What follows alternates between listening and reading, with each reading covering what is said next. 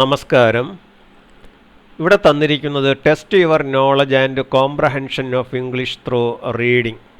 വായനയിലൂടെ ഇംഗ്ലീഷിലുള്ള നിങ്ങളുടെ അറിവും ഇംഗ്ലീഷ് മനസ്സിലാക്കുവാനുള്ള കഴിവും പരിശോധിക്കുകയാണ് നമ്മൾ ഇന്ന്. അതിലേക്ക് വളരെ ലളിതമായ രീതിയിൽ ഒരു കഥ ഇവിടെ അർത്ഥസഹിതം ഈ വീഡിയോയുടെ ആദ്യ ഭാഗത്തിൽ വിവരിക്കുകയാണ്. ഈ വീഡിയോയുടെ അവസാന ഭാഗത്ത് അതേ കഥ ശബ്ദമില്ലാതെ വെറും ലേഖനമായി തന്നിരിക്കുകയുമാണ്. ഈ ലേഖനം നിങ്ങൾ സ്വയം വായിച്ച് അതിൻ്റെ അർത്ഥം നിങ്ങൾ സ്വയം നൽകി അത് വായിക്കുവാൻ ശ്രമിക്കണം. അർത്ഥം മനസ്സിലാക്കുവാൻ ബുദ്ധിമുട്ട് വരികയാണെങ്കിൽ ഈ വീഡിയോയുടെ ആദ്യ ഭാഗം വീണ്ടും കണ്ട് അർത്ഥം മനസ്സിലാക്കി മുമ്പോട്ട് പോകേണ്ടതുമാണ്. ഇതുപോലുള്ള വീഡിയോകൾ തുടർന്നും കാണുന്നത് മൂലം ഇംഗ്ലീഷ് ഭാഷയിലെ ഗ്രന്ഥങ്ങളും ലേഖനങ്ങളും വായിച്ച് എളുപ്പം ആശയം മനസ്സിലാക്കുവാൻ നിങ്ങൾക്ക് കഴിയുന്നതാണ്. ഇനി നമുക്ക് വീഡിയോയിലോട്ട് കടക്കാം. ഇംഗ്ലീഷ് റീഡിംഗ് പ്രാക്ടീസ്, ഇംഗ്ലീഷ് വായിക്കുവാനുള്ള പരിശീലനം. ഇവിടെ ഒരു കഥ തന്നിരിക്കുകയാണ്. അത് ഞാൻ വായിച്ച് അതിൻ്റെ അർത്ഥം പറഞ്ഞു തരുകയാണ്. Once upon a time in a dense forest there lived a mighty lion. One scorching afternoon, while roaming around the forest, he came across a well hidden among the bushes. Curious as he was, the lion peered into the well to take a closer look. നമുക്ക് അർത്ഥം നോക്കാം. Once upon a time, പണ്ടൊരിക്കൽ എന്നാണ് അതിൻ്റെ അർത്ഥം എടുക്കേണ്ടത്. In a dense forest, ഒരു നിബിഡ വനത്തിൽ.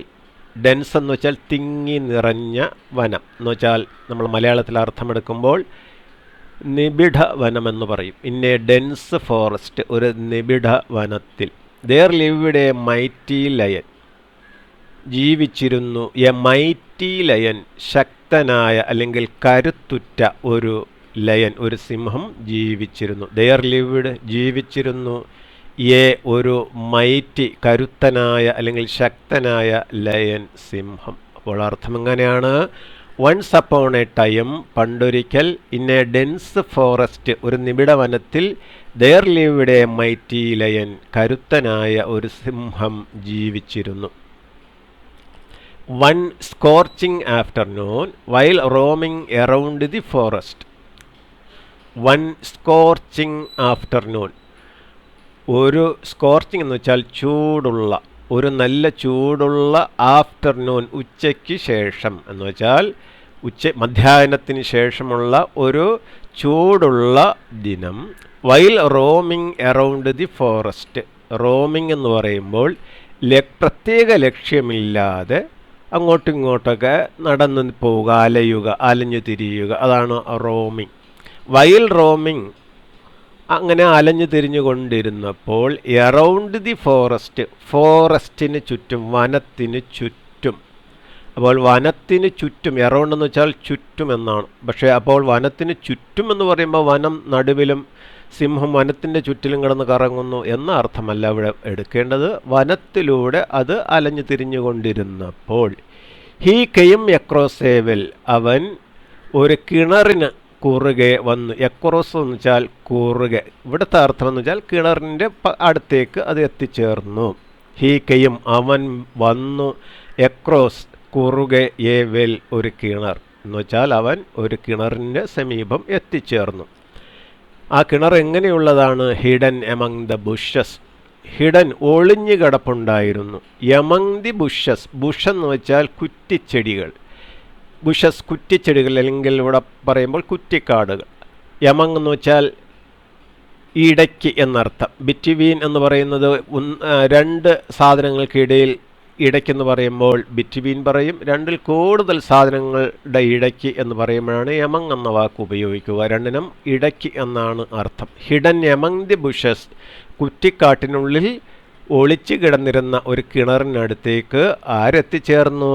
അലഞ്ഞു തിരിഞ്ഞിരുന്ന സിംഹം എത്തിച്ചേർന്നു. ക്യൂരിയസ് ആസ് ഹി വാസ്, അവന് ആകാംക്ഷ ഉള്ളതിനാൽ, ക്യൂരിയസ് ആകാംക്ഷയുള്ള, ആസ് ഹി വാസ് അവൻ അങ്ങനെ ആയിരുന്നതിനാൽ എന്ന് വെച്ചാൽ അവന് ആകാംക്ഷ ഉണ്ടായിരുന്നതിനാൽ, ദ ലയൻ ആ സിംഹം, പിയേഡ് ഉറ്റുനോക്കി, ഇൻ ടു ദി വെൽ കിണറിൻ്റെ ഉള്ളിലേക്ക്, to take a closer look കൂടുതൽ അടുത്ത് അത് കാണുവാൻ വേണ്ടി, കിണറിൻ്റെ ഉള്ളിൽ കുറേ കൂടി അടുത്ത് കാണുന്നതിലേക്ക് വേണ്ടി അവൻ ആ കിണറിൻ്റെ ഉള്ളിലേക്ക് എത്തി നോക്കി. അപ്പോൾ അർത്ഥം മനസ്സിലായി കാണും. ഒന്നുകൂടി നമുക്ക് നോക്കാം. വൺസ് അപ്പോൺ എ ടൈം, പണ്ടൊരിക്കൽ, ഇൻ എ ഡെൻസ് ഫോറസ്റ്റ്, ഒരു നിബിഡ വനത്തിനുള്ളിൽ, ദെയർ ലിവ്ഡ് എ മൈറ്റി ലയൻ, ഒരു കരുത്തനായ സിംഹം ജീവിച്ചിരുന്നു. വൺ സ്കോർച്ചിങ് ആഫ്റ്റർനൂൺ, ചൂടുള്ള ഒരു മധ്യാഹ്നത്തിന് ശേഷം, while roaming around the forest, വനത്തിനുള്ളിലൂടെ അവൻ അലഞ്ഞു തിരിയുമ്പോൾ, he came across a well, അവൻ ഒരു കിണറിനടുത്തേക്ക് എത്തിച്ചേർന്നു. ഹിഡൻ എമംഗ് ദി ബുഷസ്, ആ കിണർ കുറ്റിക്കാട്ടിനുള്ളിൽ ഒളിഞ്ഞു കിടക്കുകയായിരുന്നു. ക്യൂരിയസ് ആസ് ഹി വാസ്, അവന് ആകാംക്ഷയുള്ളതിനാൽ, the lion peered into the well to take a closer look, കൂടുതൽ അടുത്ത് കിണറിൻ്റെ ഉള്ളിൽ കാണുവാൻ വേണ്ടിയിട്ട് ആ സിംഹം അതിൻ്റെ കിണറിൻ്റെ ഉള്ളിലേക്ക് ഉറ്റുനോക്കി. But to his misfortune he lost his footing and tumbled into the deep well. He tried hard to climb out, but couldn't. As the sun began to set, the lion's roars for help echoed through the forest. A passing jackal heard the lion's desperate cries. അർത്ഥം നോക്കാം. But പക്ഷേ, അല്ലെങ്കിൽ എന്നാൽ, to his misfortune, അവൻ്റെ നിർഭാഗ്യത്തിന്, misfortune നിർഭാഗ്യം, he lost his footing, അവൻ്റെ കാലുകളുടെ ഗ്രിപ്പ് നഷ്ടപ്പെട്ടു എന്ന് വെച്ചാൽ അവൻ്റെ പാദത്തിൻ്റെ ഗ്രിപ്പ് നഷ്ടപ്പെട്ടു. ഹീ ലോസ്റ്റ്, അവൻ നഷ്ടപ്പെട്ടു, അവന് നഷ്ടപ്പെട്ടു എന്ന് അർത്ഥമെടുക്കണം. ഹിസ്, അവൻ്റെ, ഫൂട്ടിംഗ്, പാദങ്ങളുടെ ഗ്രിപ്പ് എന്ന് വെച്ചാൽ അവന് കാൽ വഴുതി എന്ന് നമ്മൾ അർത്ഥമെടുക്കണം. അപ്പോൾ ഹീ ലോസ്റ്റ് ഹിസ് ഫൂട്ടിംഗ്, അവൻ്റെ കാലുകൾ വഴുതി. ആൻഡ്, എന്നിട്ട്, ടംബിൾഡ്, പെട്ടെന്ന് വീണു, into the deep well, ആഴമുള്ള ആ കിണറിൻ്റെ ഉള്ളിലേക്ക്. ഡീപ്പ് എന്ന് വെച്ചാൽ അഗാധമായ, ആഴമുള്ള എന്നൊക്കെയാണ് അർത്ഥം. ഹീ ട്രൈഡ്, അവൻ പരിശ്രമിച്ചു, ഹാർഡ്, കഠിനമായി, ടു ക്ലൈംബ് ഔട്ട്, പുറത്തേക്ക് കയറി വരുവാൻ. ബട്ട് പക്ഷേ, കുഡിൻറ്റ്, കഴിഞ്ഞില്ല. കുഡ് നോട്ട് ചുരുക്കിയാണ് കുഡിൻറ്റ് എന്ന് ഇവിടെ എഴുതിയിരിക്കുന്നത്. കഴിഞ്ഞില്ല എന്ന് അർത്ഥം. As the sun began to set, സൂര്യൻ അസ്തമിക്കുവാൻ തുടങ്ങിയതോടെ, ദ ലയൻസ് റോഴ്സ്, സിംഹത്തിൻ്റെ അലർച്ചകൾ, ഫോർ ഹെൽപ്പ്, സഹായത്തിന് വേണ്ടിയുള്ള, എക്കോഡ്, പ്രതിധ്വനിച്ചു, ത്രൂ ദി ഫോറസ്റ്റ്, വനത്തിൻ്റെ ഉള്ളിലൂടെ. അപ്പോൾ സൂര്യൻ അസ്തമിക്കുവാൻ തുടങ്ങി. അപ്പോൾ അസ്തമിക്കുമ്പോൾ സ്വാഭാവികമായും ഇരുട്ട് പരിസരത്ത് പരക്കും. കിണറിൻ്റെ ഉള്ളിലും ആ ഇരുട്ട് കൂടുതലായിട്ട് പരക്കും. അപ്പം അത് മനസ്സിലാക്കിക്കൊണ്ട് സിംഹം കൂടുതൽ ഉച്ചത്തിൽ അലറുവാൻ തുടങ്ങി. ആ അലർച്ചയുടെ പ്രതിധ്വനി, എക്കോ എന്ന് വെച്ചാൽ നാമരൂപമായിട്ടെടുക്കുമ്പോൾ പ്രതിധ്വനി എന്നർത്ഥമുണ്ട്. അതായത് നൗണായിട്ടെടുക്കുമ്പോൾ പ്രതിധ്വനി എന്നർത്ഥമുണ്ട്. ക്രിയ അല്ലെങ്കിൽ വെർബായിട്ടെടുക്കുമ്പോൾ എക്കോ എന്ന് വെച്ചാൽ പ്രതിധ്വനിക്കുക എന്ന് അർത്ഥമുണ്ട്. ഇവിടെ എക്കോഡ് എന്നത് വെർബായിട്ടെടുത്തിട്ട് അതിൻ്റെ പാസ്റ്റ് ടെൻസ് രൂപമാണ് എക്കോഡ്, പ്രതിധ്വനിച്ചു എന്നർത്ഥം. എക്കോഡ് ത്രൂ ദി ഫോറസ്റ്റ്, വനത്തിലൂടെ പ്രതിധ്വനിച്ചു. എ പാസിംഗ് ജാക്കൽ, അതുവഴി കടന്നുപോയ ഒരു കുറുനരി, ഹേർഡ്, കേട്ടു, ദ ലയൻസ് ഡെസ്പെരേറ്റ് ക്രൈസ്, ആ സിംഹത്തിൻ്റെ നിരാശയോട് കൂടിയ സഹായ അഭ്യർത്ഥന. ക്രൈ എന്നാൽ കരയുക. ക്രൈസ്, ഇവിടെ എഴുതിയിരിക്കുന്ന ക്രൈസ് തേർഡ് പേഴ്സൺ സിംഗുലർ വെർബായിട്ട് ഉപയോഗിക്കുമ്പോൾ കരയുന്നു എന്ന് തന്നെയാണ് അർത്ഥം. പക്ഷേ ഇവിടെ ഡെസ്പെരേറ്റ് ക്രൈസ് എന്ന് വെച്ചാൽ നിരാശയോട് കൂടിയ സഹായ അഭ്യർത്ഥന എന്നർത്ഥമാണ് എടുക്കേണ്ടത്. അപ്പോൾ ഇവിടുത്തെ ക്രൈസിൻ്റെ അർത്ഥം സഹായ അഭ്യർത്ഥന, നിരാശയോട് കൂടിയ സഹായ അഭ്യർത്ഥനയാണ് ഡെസ്പെരേറ്റ് ക്രൈസ്. അപ്പോൾ നമുക്ക് ഒന്നുകൂടി അർത്ഥം എടുക്കാം. ബട്ട് പക്ഷേ, അല്ലെങ്കിൽ എന്നാൽ, ടു ഹിസ് മിസ്ഫോർച്യൂൺ, അവൻ്റെ നിർഭാഗ്യത്തിന്, ഹീ ലോസ്റ്റ് ഹിസ് ഫൂട്ടിംഗ്, അവൻ്റെ കാൽ വഴുതി, ആൻഡ് ടംബിൾഡ്, എന്നിട്ട് പെട്ടെന്ന് വീണു, into the deep well, ആഴമുള്ള കിണറിൻ്റെ ഉള്ളിലേക്ക്. ഹീ ട്രൈഡ് ഹാർഡ്, അവൻ കഠിനമായി പരിശ്രമിച്ചു, ടു ക്ലൈംബ് ഔട്ട്, പുറത്തേക്ക് കയറി വരുവാൻ. ബട്ട് കുഡിൻറ്റ്, പക്ഷേ കഴിഞ്ഞില്ല. As the sun began to set, സൂര്യൻ അസ്തമിക്കാൻ തുടങ്ങിയതോടെ the lion's roars for help, സഹായത്തിന് വേണ്ടിയുള്ള സിംഹത്തിൻ്റെ അലർച്ച എക്കോഡ്, പ്രതിധ്വനിച്ചു, ത്രൂ ദി ഫോറസ്റ്റ്, വനത്തിൻ്റെ ഉള്ളിലൂടെ. എ പാസിംഗ് ജാക്കൽ, അതുവഴി കടന്നുപോയ ഒരു കുറുനരി, ഹേർഡ്, കേട്ടു, ദ ലയൺസ് ഡെസ്പെറേറ്റ് ക്രൈസ്, ആ സിംഹത്തിൻ്റെ നിരാശയോടുകൂടിയ സഹായ അഭ്യർത്ഥന. The jackal cautiously approached the well and saw the lion trapped at the bottom.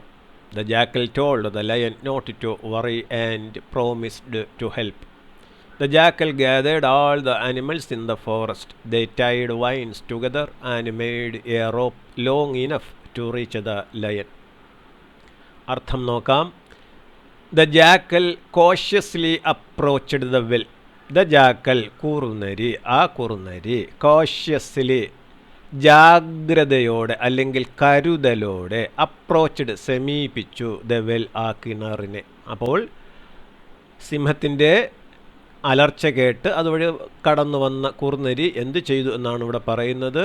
ആ കുറുനരി വളരെ കരുതലോടുകൂടി ആ കിണറിനെ സമീപിച്ചു. And saw the lion trapped at the bottom, എന്നിട്ട് അവൻ കണ്ടു, സോ കണ്ടു, സീ കാണുക, അതിൻ്റെ പാസ്റ്റ് ടെൻസ് ആണ്. സോ കണ്ടു, എന്ത് കണ്ടു?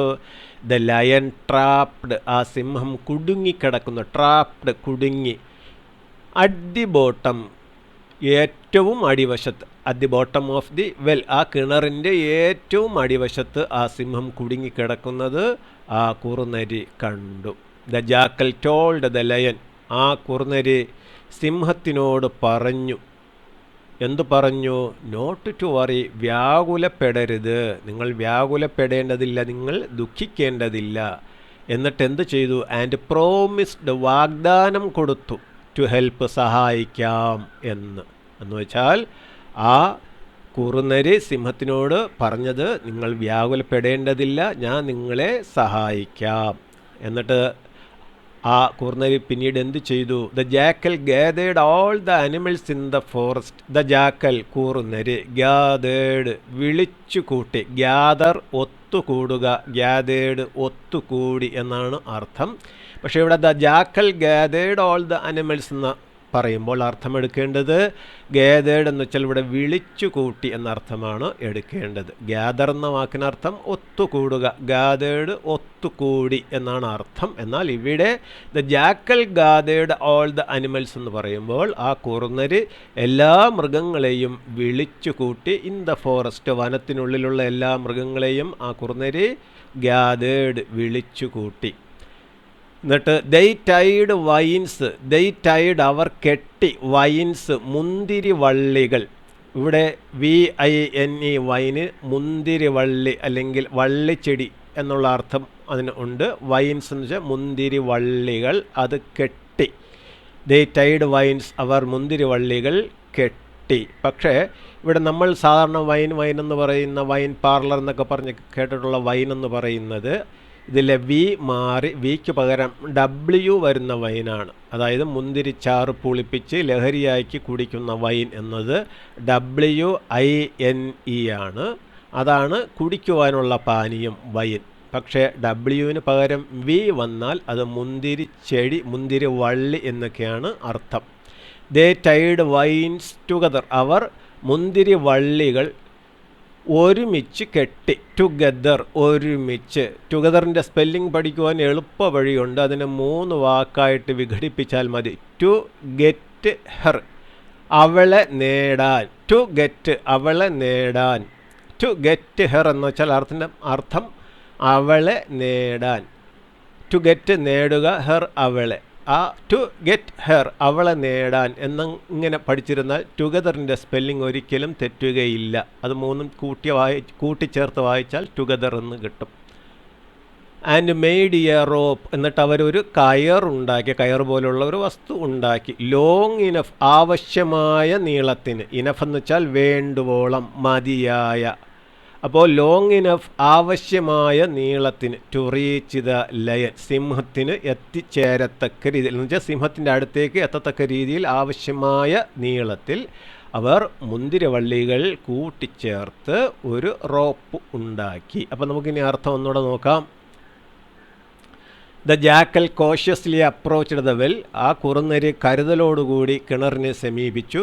And saw the lion trapped at the bottom, എന്നിട്ട് കണ്ടു സിംഹം ആ കിണറിൻ്റെ ഏറ്റവും അടിത്തട്ടിൽ കുടുങ്ങിക്കിടക്കുന്നത്. The jackal told the lion not to worry and promised to help, എന്നിട്ട് ആ കുറുനരി സിംഹത്തിനോട് പറഞ്ഞു, നിങ്ങൾ വ്യാകുലപ്പെടേണ്ടതില്ല, ഞാൻ നിങ്ങളെ സഹായിക്കാമെന്ന് വാഗ്ദാനവും നൽകി.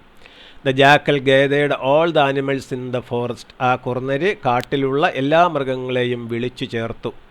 ദേ ടൈഡ് വൈൻസ് ടുഗദർ, അവർ മുന്തിരിവള്ളികൾ ഒരുമിച്ച് കെട്ടി. ആൻഡ് മേഡ് എ റോപ്പ്, എന്നിട്ടൊരു റോപ്പ് ഉണ്ടാക്കി, ഒരു കയറുണ്ടാക്കി.